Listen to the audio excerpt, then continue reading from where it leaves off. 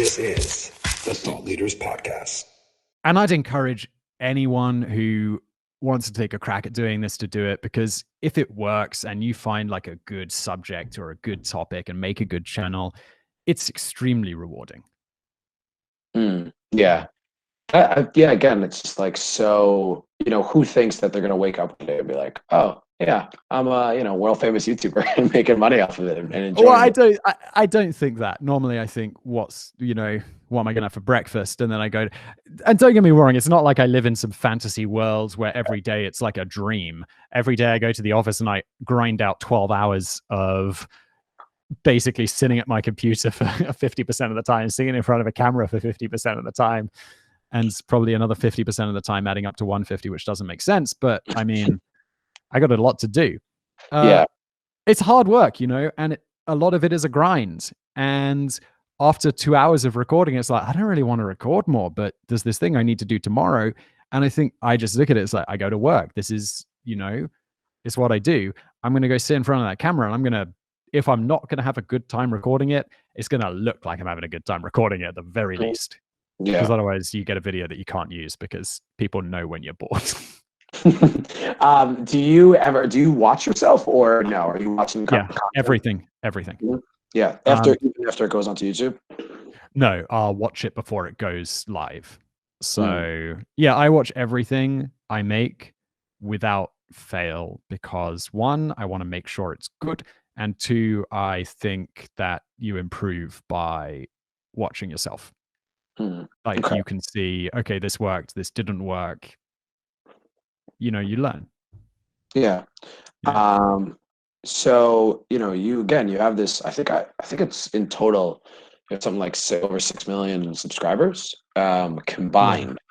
So, and I saw you did an awesome live document, not live, but an awesome mini documentary with Google. So, oh yeah, that was cool.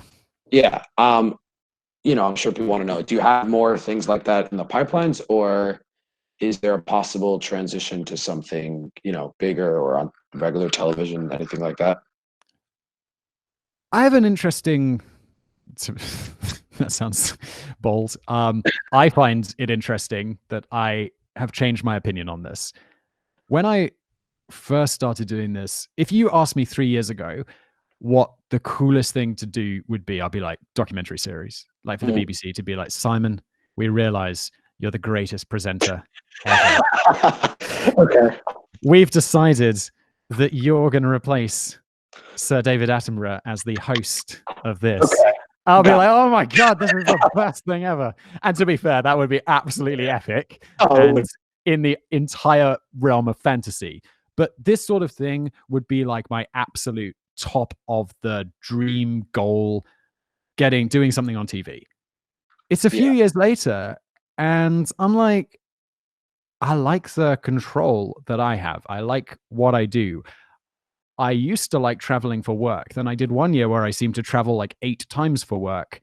And then I didn't like traveling for work anymore. So when I could stay home, and I've got a wife and a kid, and I like spending time with them, and they put up with a fairly punishing work schedule from me anyway. So if I'm going off to do a week of video somewhere, that's tough because I work long hours in the week. Like I take most weekends off, but in the week I'm grinding away 12 hours minimum. And yeah, just my life has changed. My perspective on what I want to do has changed. My feeling about where the future of the space has probably changed as well. Like I think looking at platforms like, of course, Netflix, Hulu, CuriosityStream, the big documentary platform, and stuff like this, I think this is far more of the future, and where my, not my career necessarily, but where the world, the content consuming world, the content creation world is heading, is not where it was. And I think because I grew up with how it was, I held that in a very high regard. And I think as my career has developed, as my thoughts have developed, I've grown less interested in that. Okay. And I think in terms of like where I want to go next, I'd like to just do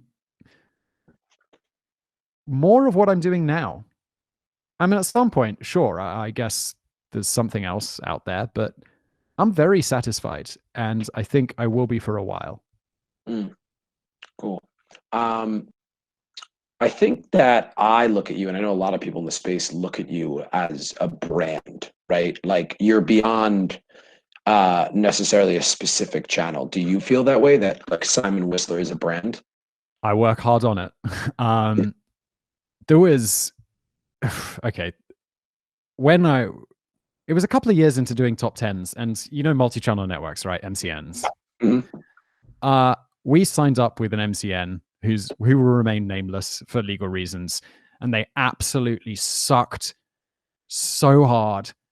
And everyone will know, if you're a YouTube creator, you'll know who I'm talking about, because every person online just will talk about how much they suck. But they did have one really good piece of advice, and this was like the one piece of advice after giving them 10% of everything for a year. Was I used to just voice over it. So at the beginning, because remember, it was we had this audiobook stuff that we turned into YouTube videos, and then when it started working, it was just voiceover, like a lot of top 10 channels are, and certainly were. And they were like, get on camera. And I was like, okay, that's a bit different. It's not something I've done before. I'm not exactly Brad Pitt. And they were like, no, but you look smart, and people will like this. And I'm like, okay, well, let's give it a go. And so we did that. And that was kind of the first time I became more than just random disembodied voice. And then that was a really good decision, because that started like me as a brand rather than just as a narrator or a presenter. And I think now, especially with the personality content that I mentioned, like doing stuff like Business Blaze and bringing it into Today I Found Out, and the new channel Mega Projects is somewhere between the two.